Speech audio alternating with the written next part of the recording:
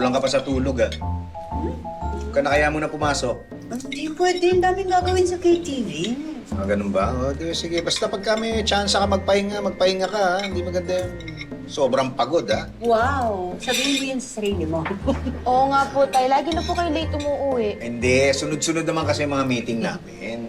Eh, tay, ba't di tayo mag-out of town? Para ma-relax naman kayo ni nanay. Ay, masaya yan! Mag-swimming ulit! Ay, swimming tayo? Pwede ko po isama si Berta. Yun naman. Oo, sige na nga. Basta maplanuhin ko yan. Uy, ganda ka na, alis na tayo. Alis na tayo, sir? Hindi pa ready yung pang-swimming ko. Pag-swimming. Ganito suot ko magsiswimming. Yun nga rin po ang tanong ko eh. Magsiswimming kayo naka-long sleeves? Elsa, oo nga pala. Bukas kasi, pupunta yung City Hall dito. Yung sa sanitation department nila mag-i-inspect. Bukas na ba? Oo. Oh, sige, pakisabi na lang kay Mar. Dapat malinis yung kitchen, ha? Oo. Bukas din yung business permit renewal din natin. Oo, sige, dadaanan. O, teka. Di ba dapat ikaw ang nag-asikaso ng mga yan nung isang araw pa? Oo nga, pasensya ka na at kanina ko lang naalala eh. Ay, naku, bakit mo kinakalimutan yung mga ganyan ka-importanteng bagay? Kasi nalulunod na ako sa dami ng trabaho natin. Pasensya na, Elsa. Oo, sige po. Sorry po. Sorry po. Saan mo dadalhin yan? Yung customer dun sa table number 9, galit na galit. Hindi daw ito yung in-order nila. Oh, sige. Excuse me. Yes po. Sorry, pero ang tagal na kasi naming nag-antay. We ordered one whole chicken and beef steak, tapos sisig ang ibibigay niyo sa amin? Babe, tama na. Nagkamali lang sila. Hindi talaga sila attentive. Pasensya na ho. Papalitan ho namin on the house na. Hindi. Inyo na yung sisig niyo.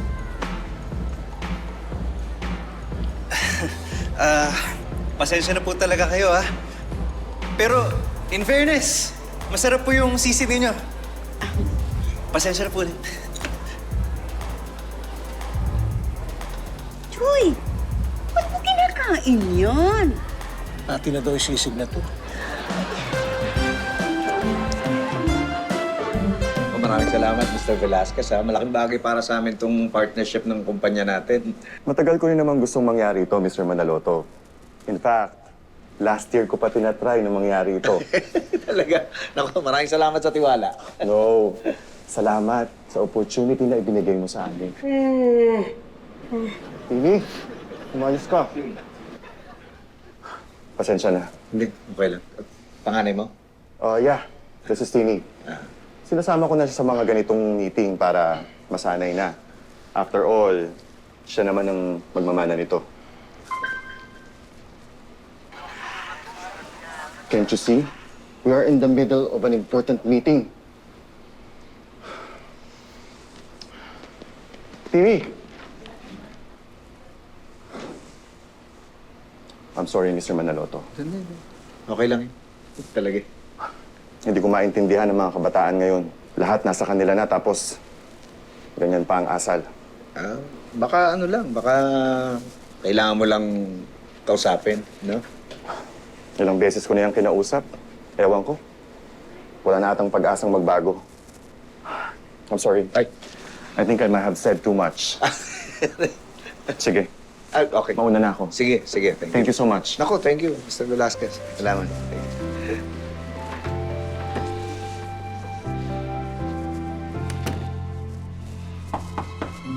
Hello. Ay, sige pong coffee, sir. Hindi, okay lang.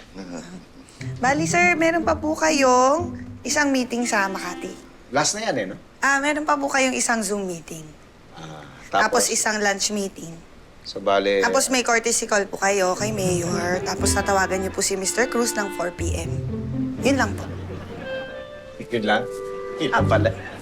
Ay, sir, meron pa po pala kayong dinner meeting kay Mrs. Romero.